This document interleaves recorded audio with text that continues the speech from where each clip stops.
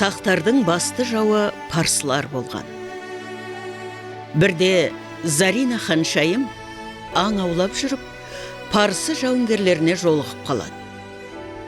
Сол тұста оның басындағы дулығасы шешіліп кетіп, сұлу көркіне Мидия ханзадасы Стриангей ғашық боп қалған екен. Қос ғашықтың махаббаты арқасында екі ел арасында мамыражай тыныштық орнайды. Ханзада екі патшалықты біріктіріп қосылайық деген ұсыныс білдіреді. Бірақ Зарина тура 1 жыл ойлануға мұрсат сұрайды.